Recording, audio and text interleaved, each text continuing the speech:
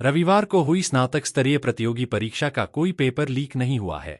यह दावा अधीनस्थ सेवा चयन आयोग और पुलिस ने किया है। रविवार को आयोग के अध्यक्ष गणेश मर्तोलिया व एसएसपी अजय सिंह ने ब्रजदर्पण न्यूज नेटवर्क को बताया कि पेपर लीक नहीं हुआ है। इस सनसनीखेज मामले में जल्द ही गिरफ्तारी होने की उम्मीद है। आयोग के अध्यक्ष ने कहा कि सोशल मीडिया के माध्यम से यूकेएसएससी द्वारा आयोजित कराई जा रही स्नातक स्तरीय पदों के लिए लिखित प्रतियोगी परीक्षा के प्रश्न पत्रों के फोटो को अज्ञात व्यक्ति द्वारा आउट करने तथा उनके स्क्रीनशॉट को कुछ सोशल मीडिया अकाउंट्स पर प्रसारित करने के संबंध में प्राप्त जानकारी के आधार पर संपूर्ण प्रकरण की जांच हेतु वरिष्ठ पुलिस अधीक्षक अजय सिंह ने तत्काल एसआईटी गठित की है। इस संबंध में यूकेएसएससी द्वारा भी एक प्रार्थना पत्र एसएसपी देहरादून को दिया गया। एसआईटी द्वारा की गई प्रारंभिक जांच में तथ्य प्रकाश में आए कि प्रात 11 बजे उक्त परीक्षा के प्रारंभ होने से पूर्व राज्य के किसी भी जिले से प्रश्न पत्र के लीक अथवा आउट होने की कोई सूचना नहीं आई थी और पेपर समाप्त होने के उपरांत समय करीब 1:30 पर जानकारी मिली कि सोशल मीडिया पर उक्त पेपर के कुछ प्रश्नों के फोटो लेकर उन्हें प्रात 11:35 पर आउट किए जाने के स्क्रीनशॉट प्रसारित किए जा रहे हैं। पुलिस द्वारा सोशल मीडिया पर आउट हुए फोटो के सोर्स की जानकारी की गई तो उक्त प्रश्न पत्र के फोटो सर्वप्रथम सुमन नाम की एक महिला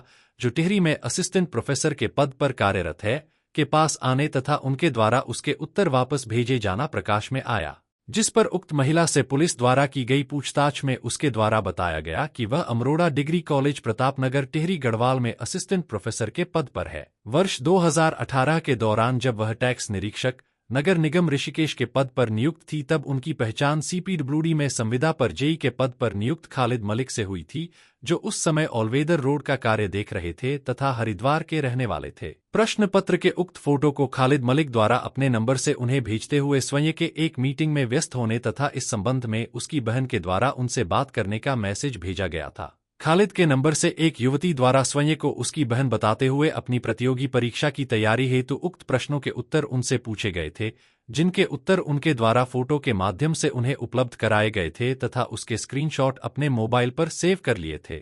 महिला द्वारा प्रकरण की जानकारी पुलिस को देने हेतु एक प्रार्थना पत्र लिखा गया था। जांच के दौरान प्रकाश में आए तथ्यों के आधार पर थाना रायपुर में उत्तराखंड प्रतियोगी परीक्षा भर्ती में अनुचित साधनों की रोकथाम एवं रोकथाम के उपाय अध्यादेश 2023 के तहत अभियोग पंजीकृत किया गया। अभियोग में सुमन से पूछताछ के आधार पर प्रकाश में आए अभियुक्तों व उनके संपर्क में आने वाले छात्रों के संबंध में जांच की जा रही है। साथ ही इन तथ्यों पर भी गहनता से विवेचना की जा रही है कि परीक्षा प्रणाली को सनसनीखेज बनाने अथवा बदनाम करने के उद्देश्य से ही तो कहीं उक्त स्क्रीनशॉट्स को सोशल मीडिया पर वायरल न किया गया हो। अब तक की प्रारंभिक जांच में उक्त प्रकरण में किसी भी संगठित गिरोह अथवा पेपर लीक करने वाले गैंग की संलिप्तता नहीं पाई गई है। उक्त प्रकरण में किसी एक सेंटर से किसी व्यक्ति द्वारा प्रश्न पत्र के कुछ प्रश्नावली की फोटो लेकर भेजा जाना प्रकाश में आया है। प्रकरण में सम्मिलित अभियुक्तों की पहचान करते हुए पुलिस को उनके विरुद्ध पुख्ता साक्ष्य प्राप्त हुए हैं, जिनकी गिरफ्तारी हेतु टीमें गठित कर रवाना की गई हैं। इस संबंध में यूकेएसएससी के अध्यक्ष ने ब्रजदर्पण न्यूज नेटवर्क को बताया। इसको बेसिकली पेपर लीक नहीं कह सकते आप, पेपर लीक करना दूसरी बात हो गई। ये बेसिकली किसी सेंटर से 3 पन्ने बाहर निकले हैं जो क्वेश्चन पेपर का, तो उसमें ये है कि क्योंकि बाहर आया तो हो सकता है कि और जगह चला गया हो, किसी ने सॉल्व कर दिया हो, उनकी मदद कर दी, इस तरह की चीज़ें आई हैं। अब हमारे यहाँ देखिए सेंटरों पे हम जैमर लगाते हैं, तो बेसिकली फ़ोन करने के बाद भी वो आगे फॉरवर्ड नहीं कर सकता, वो जैमर सभी सेंटरों में हमारे रहते हैं। तो ये बड़ा एक आश्चर्यजनक हमारे लिए भी है कि ये कैसे हुआ।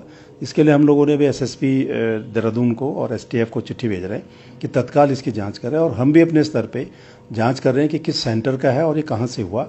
और मतलब पूरे पेपर लीक नहीं कह सकते, लेकिन हाँ क्वेश्चन पेपर से अगर पेपर बाहर आए हैं तो चिंता का विषय है, उसमें हम तुरंत हम लोग उसको देखें।